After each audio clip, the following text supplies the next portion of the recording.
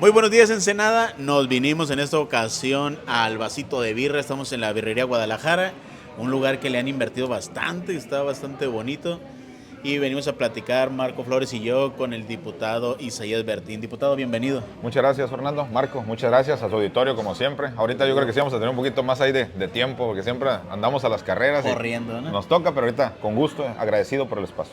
Platícanos, se termina este año ya, este año 2023. ¿Qué tanto se ha hecho en el Congreso? Ha sido un Congreso bastante dinámico, con el inicio de un gobierno diferente, con un presidente que ha subido bastantes propuestas legislativas, bastantes reformas, y que les ha tocado a ustedes ser combativos y ser combatidos, ¿no? Claro, sí, mira, ha sido un año pues de mucho trabajo en el Congreso, donde se han visto temas que muchos se buscaron encaminar, no pasaron por la oposición, como lo que es el tema del Poder Judicial, la reforma, el tema al INE en su momento, que la oposición siempre, ¿no? El INE no se toca, el INE no se toca.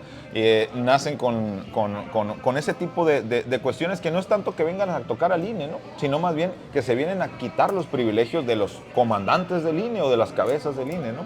Vimos temas también importantes en materia de seguridad, hemos avanzado, presentamos, si me permites comentarte, 3 iniciativas que este año presentamos importantes, un servidor. La primera de ellas es el tema de la reducción en las comisiones bancarias. ¿Qué buscamos con esta reducción de las comisiones bancarias? Buscamos que en cajeros automáticos de cualquier banco no nos cobren por disposición de efectivo ni nos cobren por consulta de saldo. Actualmente 7 bancos son los que tienen el monopolio banquero en el país, ¿no? Sí. Se estiman ganancias de más de 38 mil millones de pesos anuales entre estos 7 bancos por solamente temas de comisiones. No hablo solamente por consulta de saldo y disposición de efectivo, comisiones de hipotecas y demás, pero sí es importante, Marco y Fernando, de alguna manera avanzar en este sentido. Hemos visto que, por ejemplo, dicen, oye, pues ¿qué tanto puede influir 11 pesos por consultar el saldo, 35 por retirar en efectivo? Para una persona que gana el salario mínimo, claro que es importante. 35 pesos significan tal vez un desayuno para ellos, significan su transporte de ida y vuelta en un día a diario. Para las personas, por ejemplo, con una discapacidad, pues que a lo mejor no tienen un cajero cerca de su banco, entonces tienen que ir a otro cajero, lo que les cuesta el traslado, más aparte la comisión que te va a cobrar el banco. Entonces, estamos tratando de ver que las reformas que se trabajen desde el Congreso sean para las personas que más lo necesitan, Y para leía los que que menos tienen. a nivel mundial, los bancos han tenido un paraíso en México, ¿no? Porque no son las mismas políticas que encuentran en España, como muchos bancos que tenemos españoles, ni ingleses, ni nada, ¿no? Aquí vienen y hacen lo que se les antoja, ¿no? Totalmente, y es lo que estamos desde el Congreso tratando de buscar. En primera, eliminar esas comisiones bancarias, repito, cobro por disposición de efectivo de cualquier cajero automático y por consulta de saldo. Pero, como bien comentas, Fernando, los bancos han tenido un paraíso en nuestro país, tan así que los más millonarios de nuestro país son banqueros. Y han hecho esa fortuna en una etapa muy corta, en un periodo muy corto de años, bueno, comparados... acuérdate del Fobaproa, ¿no? Totalmente. Por ejemplo.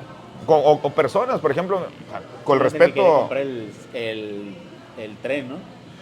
como por ejemplo el tema de Carlos Slim, ¿no? Es una persona que se hizo multimillonaria, llegó a estar en la posición número 1 del más rico del mundo, es mexicano por nacionalidad y su fortuna la amasó en un periodo de 15 años. Volverte el hombre más rico del mundo en 15 años, pues eso te habla del nivel de corrupción que imperaba en el país. Porque para que una persona se haga la persona más rica del mundo en un país como México, de una forma natural, de una forma totalmente legal, no estoy diciendo que el IMSS sea un delincuente, No. pero el sistema mexicano, el sistema político, permitía que subieras a una manera extraordinaria en materia económica, ¿no? Entonces, ¿qué estamos buscando? Transparentar lo que los bancos hacen. De entrada, ¿cuánto te cobran de comisión? ¿Es lo correcto lo que te están cobrando comparado con otros países? En el tema hipotecario, ¿qué tanto te están cobrando? ¿Qué pasa con esas comisiones? O sea, tener una claridad, porque es como el mito, ¿quién hace el dinero? Ajá. ¿Quién le da el valor al dinero, no? Mucha gente dice, oye, ¿por qué no hacen dinero para todos y imprimes un montón de dinero y se lo dan? O sea, tienen sus reglas y tienen hasta cierto punto su secrecía, ¿no? ¿Qué estamos buscando? Transparentar el tema de los bancos. Las comisiones, cómo vienen, por qué, en qué se basan para eso y eliminar las comisiones que vienen a de alguna manera perjudicar a la gente que más necesita, ¿no? Formas parte importante de una comisión o de una comisión importante también, Sí. la de seguridad. tienes una iniciativa precisamente en ese sentido, en el tema de los inhibidores de llamadas. Sí, mira, es otra iniciativa que presentamos que es en combate a la extorsión. Hoy en día sabemos que la extorsión, en un 85% de todas las llamadas de extorsión que existen en el país, salen de penales. De ese 85% que salen de los penales, el 70% salen de penales locales. El otro 15% es de penales federales. ¿Cómo combatir esto? O sea, ¿cómo decir, oye, pues la iniciativa en qué radica? ¿Qué es lo que vas a hacer para que reduzcas el tema de la extorsión? Lo que vamos a hacer es obligar a través de una reglamentación federal que los penales estatales, no les vamos a invitar, como se dice, te invito a que pongas un inhibidor. Te estamos obligando a que pongas un inhibidor de señal para que la gente que opera dentro de esas celdas que están en los penales locales no tengan esa señal. Y lógicamente, si se prende una señal y tener un monitoreo central. Ejemplo, en el penal de la Mesa en Tijuana, donde hay un número de extorsiones que se han dado de manera telefónica, tú le pones un inhibidor y ese inhibidor te va a apagar la señal a ciertos metros o kilómetros a la redonda donde está ese penal. ¿Qué sucede si ese inhibidor se apaga? Va a mandar una señal al centro del país y va a decir, en el inhibidor que está en el penal de la Mesa en Tijuana se apagó ese inhibidor. ¿Qué quiere decir? Que le está dando señal a los posibles reos que puedan contar con un celular. Entonces, inmediatamente tiene que haber una llamada de México y decir, me están monitoreando que ese inhibidor se apagó, ¿cuál fue el motivo que está pasando? Y te sugiero que o te exijo que lo prendas lo más pronto posible. ¿Esto en qué se va a redituar o qué resultado nos va a dar? Que no tengan los delincuentes las herramientas para hacer esas llamadas. Podrán tener un teléfono, pero si no tienen señal, la llamada no va a salir. Por lógica, le quitas esa herramienta con la cual ellos cometen extorsión. Diputado, tú fuiste secretario de las mesas técnicas de seguridad. ¿Cuál es el diagnóstico? ¿Cómo se llega a esta situación que planteas de que desde los penales se estén haciendo llamadas? Porque puedes hablar de los inhibidores, pero está el elemento humano y todo lo que hay atrás. ¿Cómo llegan? Exacto, claro. ¿Cómo llegan los celulares ahí? O sea, no se entendería sin cierta complicidad, claro, es que, y todo un totalmente, sistema. Mira, es que es un tema de raíz. Es un tema de que para que tú puedas legislar correctamente y puedas legislar con un resultado positivo, tienes que conocer de fondo el asunto. Nosotros en lo particular nos hemos centrado en temas de seguridad porque es lo que conocemos. A mí no me han visto legislar en materia de química, en materia de física, en materia ambiental, porque no conocemos eso, esa es la realidad. Entonces, de los 500 diputados que hay en el Congreso, yo creo que cada uno tiene que ser responsable y decir, yo tengo este tema en el cual puedo aportar al país. Nosotros ha sido un tema de seguridad y como comenta Marco, ha sido un tema de experiencia. Yo desde los 18 años trabajo en temas de seguridad. Yo empecé como notificador en la extinta Procuraduría General de Justicia del Estado. Yo entregaba los papelitos, le decía a la gente, oye, te están denunciando, ¿no? Ese fue mi primer trabajo a los 18, pero ya estaba vinculado al tema de seguridad. Posteriormente en las mesas de seguridad nos empieza a llegar la información como en los penales estatales, en aquel entonces, sí había o teníamos indicios de que había corrupción. Y es real, la sigue viendo. No te explicas cómo, pues, reos tienen televisión dentro de su celda, cómo pueden comunicarse afuera, o cómo algunas personas están presas pero siguen activas en Facebook, o siguen en Instagram y chatean por Instagram. Pues eso qué quiere decir, que tienen un aparato electrónico dentro, ¿no? Hemos tenido indicios también de que te cobran una renta por dejarte tener ese aparato, por decirte, oye, te voy a permitir tener un celular, pero vas a pagar 5,000 pesos semanales. Hay reos que tienen esa posibilidad, gente que sobre todo se dedica al tema de extorsión o que con las mismas extorsiones que hacen dentro del penal pagan esas rentas o su subsistencia, y son personas que pueden ser que ya estén condenadas de por vida y dicen, yo voy a seguir haciéndolo. ¿Qué me vas a hacer? ¿Me vas a aventar más años? No voy a salir de aquí el resto de mi vida. Aviéntame los que quieras. Mientras yo esté generando y pueda ayudar a mi familia o me pueda sostener de manera digna al interior del penal, pues lo voy a seguir haciendo. Entonces, no es un tema de entendimiento ni es un tema de ponerle mayores penas a las personas. La mayoría de las personas que cometen la extorsión son personas que ya están sentenciadas a decenas de años o de por vida. Entonces, no tienen nada que perder y realmente vengas, platiques con ellos, les digo, pues, ¿qué beneficio les van a ofrecer? Están sentenciados por otros delitos, por otras situaciones. Ya la extorsión es secundario, ¿no? Entonces, hemos avanzado en ese sentido y a lo que vemos es que esta iniciativa va a poder reducir en un alto número el tema de la extorsión en el país. ¿En qué parte va esta iniciativa que se viera tan fácil de aplicar, ¿no? Se encuentra ya en comisiones. Ese término que acabas de decir, Fernando, es importante. Se ve fácil. Porque es, oye, pues qué sencillo, ¿no? Pero para poderlo sacar, tienes que tener un conocimiento previo, lo que decía Marco, un tema de raíz. ¿Cómo funcionan los penales? ¿Realmente hay corrupción o no la hay? Sí la hay. Entonces partamos de eso. Porque la primera persona puede decir, pues, ¿qué tienen que ver los inhibidores? Pues si ellos como presos nos supone que no tienen teléfonos adentro. No, la realidad es que sí los tienen. Sí. Entonces, para eso, para poder tú sustentar de que los tienes, es tener un trabajo previo que te haya permitido entender esa situación y decir, la verdad, estamos enfrentándonos a dos cosas, ante un delincuente y ante un sistema judicial y un sistema de seguridad corrupto. Esa es la realidad. Entonces, tenemos que empezar a legislar a pesar de esos pesos que tenemos. Pero eso es importante, conocer el cómo legislar a pesar de tener eso. La delincuencia siempre va un paso adelante de nosotros. Entonces, tenemos que o empatarlos o nosotros adelantarnos a ellos. La oposición siempre ha visto a Morena como que no ha querido apoyar al sistema judicial y hicieron unas reformas y de ahí se agarraron más para decir que ustedes en el tema de seguridad, hablando de seguridad, no han querido meterle. ¿Qué decirles a ellos? ¿Qué decirles a los que piensan que nada más se ha vuelto un gobierno de apoyar a las clases más necesitadas, pero no en temas jurídicos que hacen falta de fondo y que estos se están viendo afectados ahorita? Sí, mira, la realidad es que el sistema judicial inicia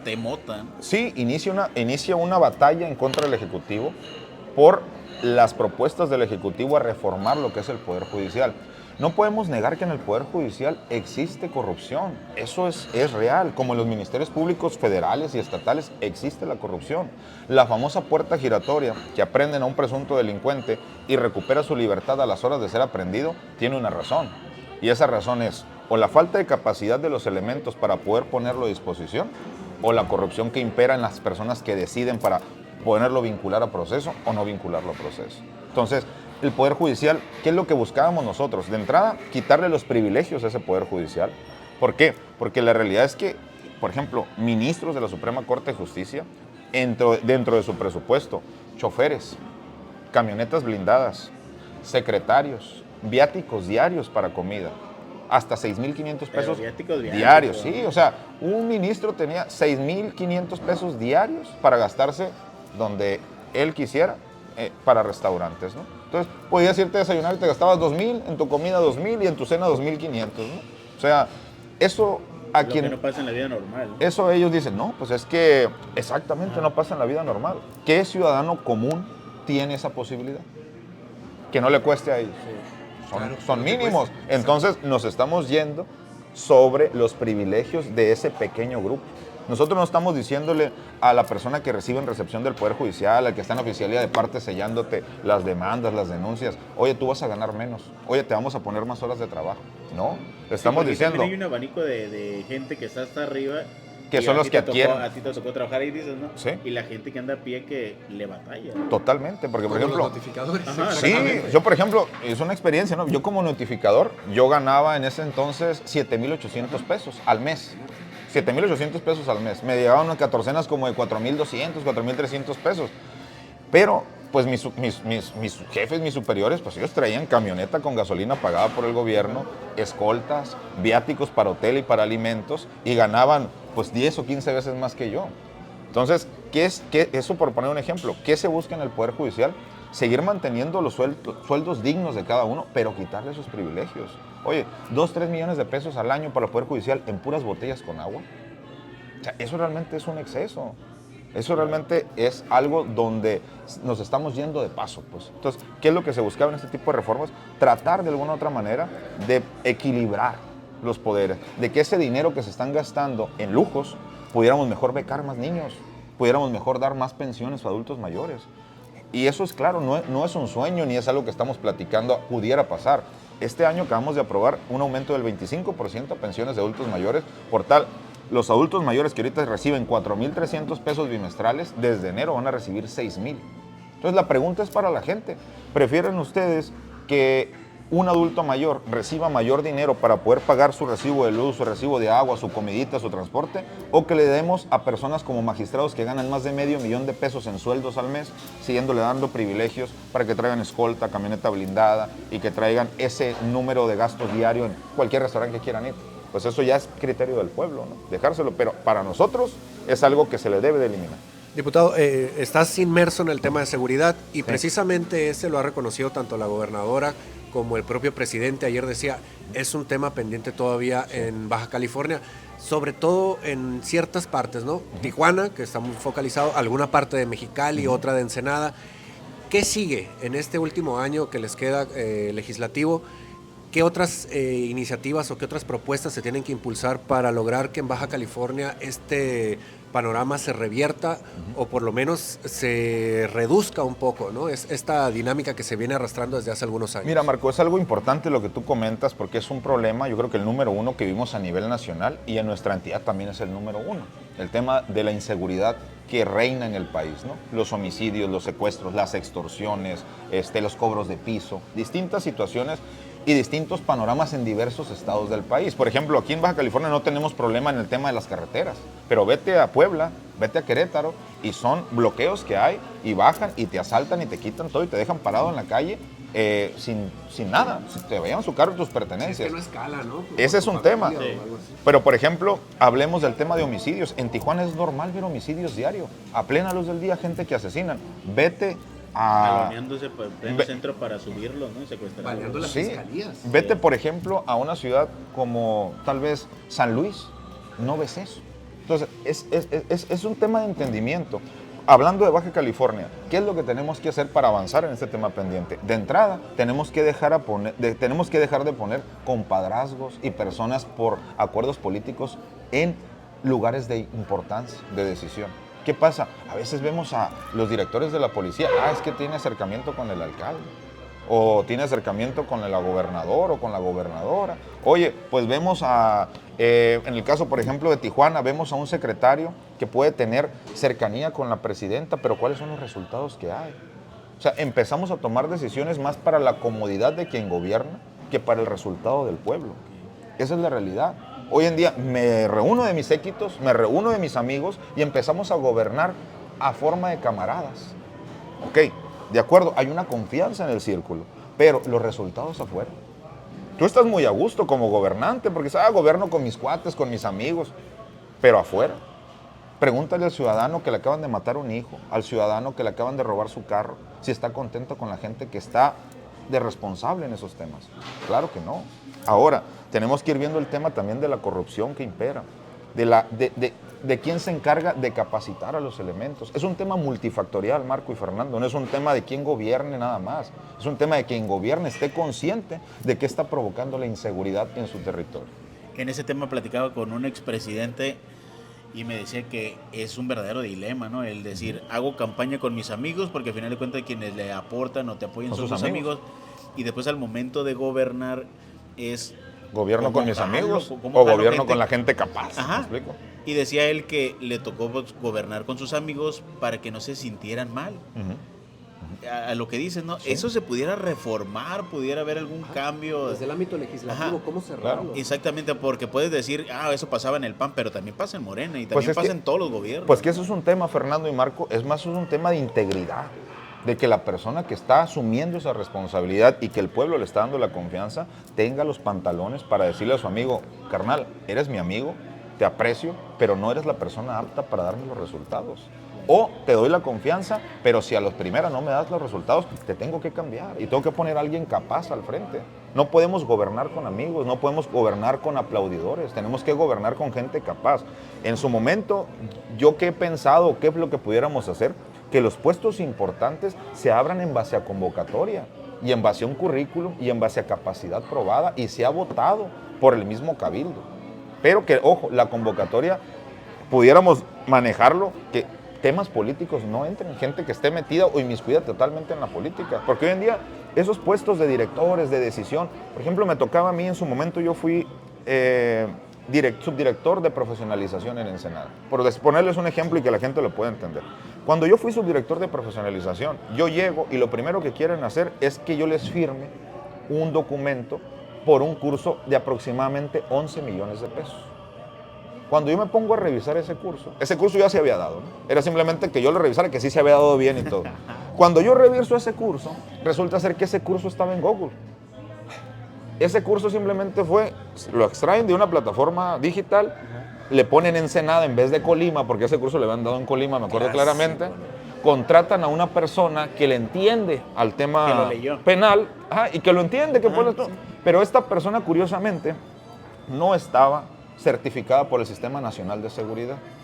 Entonces, ¿qué pasa? Le dicen, oye, como no está certificado ni nada, te vamos a pagar por un curso de 2 semanas 100,000 pesos, pero voy a facturar por 12 millones. ¿Qué pasa?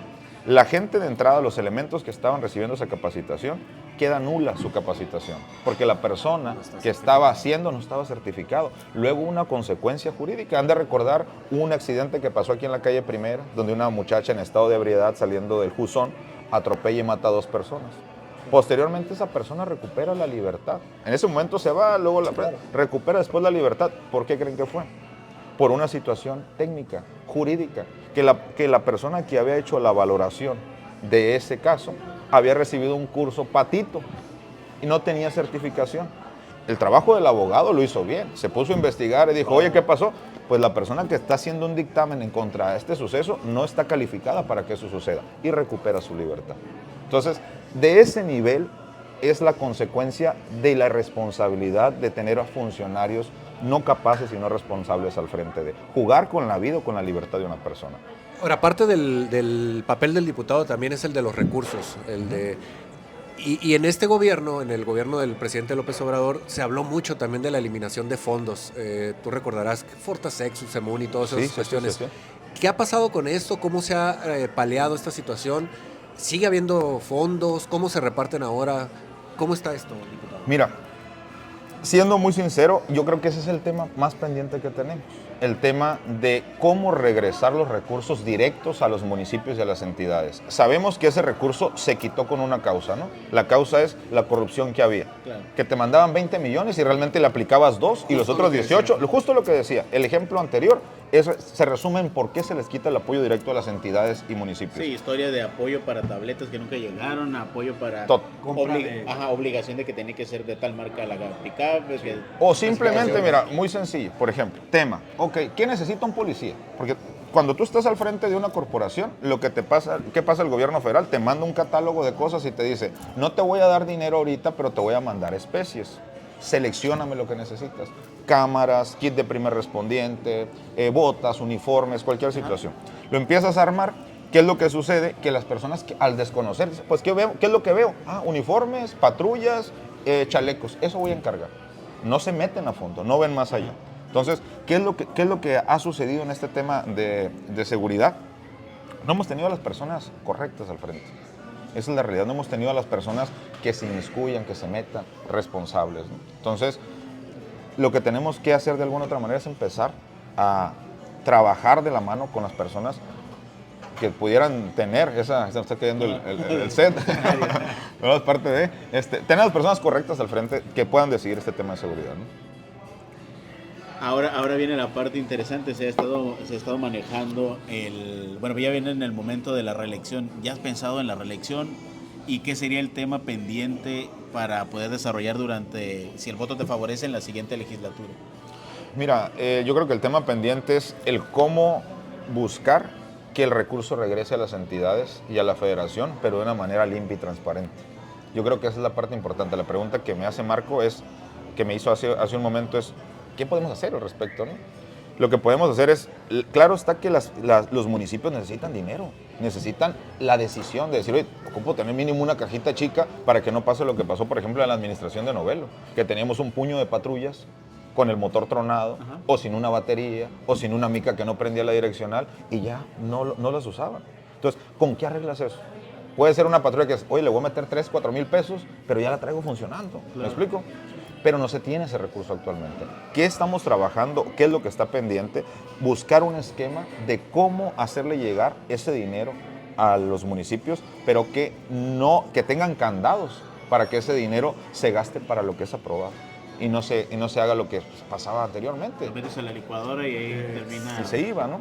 Pagándose, ¿no? Otras iniciativas, Fernando, Marco, que hemos avanzado y que van de la mano con lo que hablamos, que sean legislaciones integrales, que tengan una razón o que te permitan subir al siguiente escalón para poder llegar al objetivo, ¿no? Ejemplo, ¿qué estamos teniendo hoy en día? Hoy en día tenemos una sociedad que está corrompida en su mayoría. Vemos común el alabar a los narcocorridos, vemos común el reggaetón, ver mujeres desnudas y todo eso, queramos o no, viene a influir en el pensar de las nuevas generaciones. Hoy en día ya la gente no se casa. Es muy poco el porcentaje de la gente que se casa. Es muy poco el porcentaje de los jóvenes que tienen un patrimonio propio. Por ejemplo, tú ves jóvenes hoy de 35, inclusive 40 años, viven con sus papás Sí. o viven en una casa rentada. Échale 20 años, 30 atrás. Tenías 25 años y ya tenías hasta 2 casas, canijo. ¿Me explico? Porque era la forma de vivir, era el modo en que ellos trabajar y sacar esto adelante. ¿A qué voy con esto? Estamos reformando y estamos creando leyes que sean conscientes. Una de ellas es el uso responsable de las tecnologías en primaria y preescolar.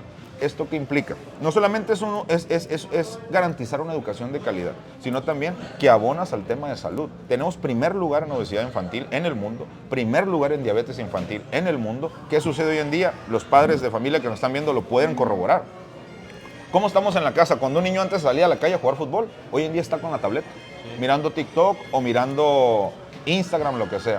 ¿Qué sucede? Ese tiempo que él usaba para ir a hacer ejercicio, correr, corretear al amiguito, lo que sea, lo está usando sentado, comiendo y viendo algo. Lo mismo pasa en la escuela. Estás con una tableta, no, que es una herramienta para darles a conocer el trabajo que tenemos que hacer como plan educativo, ¿no? Sí, pero hay que usarla responsablemente, porque la mayoría del tiempo tú estás en la clase y están en el TikTok, ¿en cuánto tiempo falta para salir? La educación que recibes no es una educación de calidad, no por quien la esté dando, sino por el entorno que estás generando para los alumnos. Entonces, ese tipo de iniciativas son las que nosotros hemos presentado.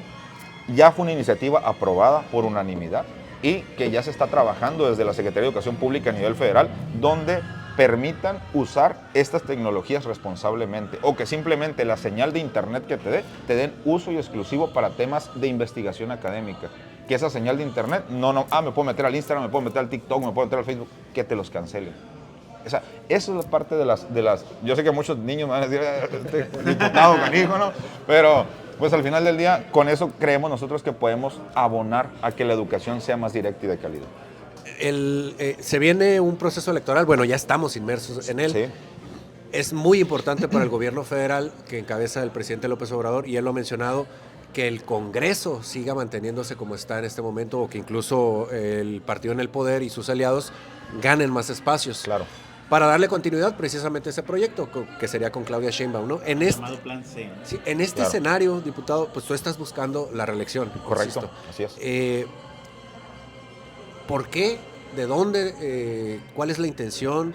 ¿Y cuáles son los méritos que tú consideras para aspirar a esto? ¿Qué Claro. le dices pues en este caso pues es una interna, Claro. entiendo, pero ¿qué le dices primero adentro de lo que has hecho en este periodo legislativo? Claro, mira, de entrada comentar y ubicarnos qué hace un diputado federal, ¿no? Porque muchas personas Además de empiezan a alabar a los políticos entre que más visto sea, no más risa dan, no más bailan, o sea... O más bien. Exactamente, y no se empiezan a dar cuenta, o a veces uno no tiene esa capacidad de poder comunicar de manera efectiva lo que se ha hecho, ¿no? ¿Qué ha hecho Isaías Bertín por Baja California, ¿no? Hemos conseguido mayor recurso para seguridad. El año pasado tuvimos un aumento del 10.2% comparado con el 2022. Hemos avanzado en iniciativas como las que hemos comentado ahorita, el tema de las extorsiones, el tema de las comisiones bancarias, el tema del internet con uso responsable, el tema de dotar internet a las delegaciones de Baja California. Fue aprobado el tema de poner internet en Ojos Negros, que seguramente esto va a detonarlo como un espacio turístico. Tiene características muy parecidas a las de Valle de Guadalupe, pero curiosamente no tiene ni el 10% de turismo que tiene Valle de Guadalupe. Una de las razones, consideramos nosotros, es eso. Al turista le da miedo andar allá en zonas inhóspitas donde no tiene ni señal para, oye, me ponché, vengan a ayudarme, ¿no? Entonces, ¿qué tenemos que hacer? Tenemos que empezar a darle las herramientas a ese tipo de espacios, ¿no? Hemos avanzado también en materia legislativa con el uso de los drones, que fue una iniciativa del Ejecutivo, pero que fue impulsada con nosotros. El uso de los drones, ¿a qué referimos? Igual tema de seguridad. La delincuencia organizada hoy en día agarra estos drones como herramientas para tirar bombas, para llevar mensajes, para editarle cámaras y poder espiar gente, o para editarle armas y dispararles como un artefacto explosivo o de ataque. Hoy en día cualquier persona puede tener un dron en su casa, cualquier persona puede utilizarlo, pero hay tipos de drones. Hay drones que son más caros, que son más grandes, que pueden soportar mayor peso. Entonces, ¿qué legislamos? Legislamos que los drones que permiten que sean aditados para uso de delincuencia organizada tengan un registro y tengamos nosotros claro quién los tiene, para qué los tiene y en qué función. O sea, hasta cierto punto se van a empezar a centrar los permisos para el uso de esos drones, pero de forma exclusiva. O sea, es como cuando quieras tener un arma. Oye, quiero un arma. A ver, dame tu antecedente, dame por qué la quieres y basifícame por qué quieres ese permiso Que en para muchos el arma. países ya funciona así, ¿no? Totalmente. Entonces, eso es lo que nosotros, Marco, hemos aportado. Buscamos seguir aportando y buscamos seguir avanzando en este segundo piso de la cuarta transformación. Importante también, no podemos estar cambiando de legisladores cada 3 años. Créanme que la labor de legislar es una labor compleja y es una labor, más allá de que dicen, no, tiene privilegios, viajan a México. O sea, el viajar a México cada semana y tardarte un día completo, no crean que es hoy está bien a gusto. O sea, no, por 3 años seguido ir cada semana a México. En Aeroméxico, ¿no? Pues hay convenios ahí, pero te lo dejan barato. En primera. No, te mandan hasta atrás, pero vale la pena el esfuerzo de hacer las cosas, ¿no? Por salir adelante como persona, por sacar adelante la sociedad, por aportar un poquito a tu comunidad y a tu país, ¿no? Entonces, consideramos que hemos hecho el trabajo para el cual la gente nos dio la confianza.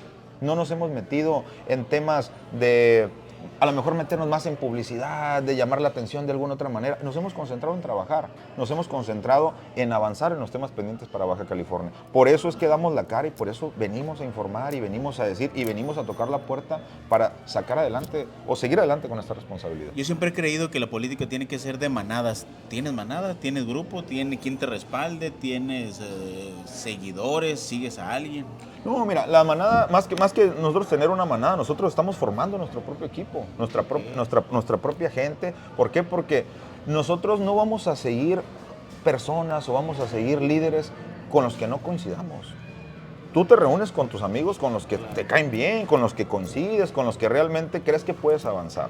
Aquí no se trata de venir a seguir por seguir, como por ejemplo situaciones que se dan en la política, que estás bajo la nómina de un funcionario y, mi funcionario, lo amamos, lo queremos, y renuncia el funcionario, al día siguiente no te pelan, ni te saludan, ni te voltean a ver. Esos no son seguidores ni son manadas, son personas que están bajo la nómina, bajo el esquema de una persona que va a estar durante un tiempo determinado y después de ahí se va a ir. Nosotros estamos formando un grupo de amigos, de jóvenes, de políticos, o de gente más bien que se quiere involucrar en la política, pero que va a tener decisión propia, que va a ser escuchado, que su opinión va a valer y se va a considerar para seguir avanzando como equipo. Nosotros no vamos a subordinarnos a un movimiento simplemente porque sí. Y te lo digo a nivel nacional, yo he votado cosas en contra que han venido desde el Ejecutivo y me he abstenido en otras donde yo en lo particular considero no es lo propio para Baja California, no es lo propio para Ensenada, no es lo propio para México. Entonces, no estamos nosotros como borreguitos, como se dice. Nosotros estamos formando nuestro propio camino, estamos haciendo nuestras propias cosas, respetando siempre a los actores políticos y a los liderazgos políticos, porque sería una locura decir que la gobernadora no es la líder política del Estado. Claro que no, ella es la jefa política del Estado y ella tiene un proyecto y nosotros nos sumamos a su proyecto. Pero en el momento en que alguna cuestión no coincida con nuestros valores, con nuestra formación, lo vamos a hacer ver. Le vamos a decir, gobernadora, aquí no coincidimos, ¿qué hacemos? ¿Cómo nos ponemos de acuerdo? Al final del día eso es la política. Es el arte de crear acuerdos. Y si tú no estás, si tú siempre dices sí, y voy como ciego y voy como loco atrás de un líder que a lo mejor se puede equivocar porque todos somos, todos erramos, todos nos equivocamos, pues sería una locura, ¿no, Fernando? Entonces, no pertenezco a ningún grupo político, no tengo un jefe político propiamente, tienen mi respeto los grupos políticos del Estado, del municipio. El alcalde Ayala es un amigo, más no es mi jefe político. Marina del Pilar es una amiga, coincido con ella y me alío con ella en lo que tiene que hacer. Jaime Bonilla, el ex senador, es un amigo. No coincido con él en muchas formas de hacer política, pero él es mi amigo. Yo respeto su visión, así como él respeta la mía. Entonces, no se trata de un tema en lo particular de manadas o de grupos, simplemente es un tema de trabajo y es un tema de convencer a la gente con tu trabajo. Y si la gente no está contenta con nuestro trabajo, lo va a demostrar en las urnas. Perfecto. Nos vamos, Marco. Sí, listo. Gracias. Muchas gracias. Nos escuchamos en la próxima. Nos vemos la próxima. Saludos. Vámonos.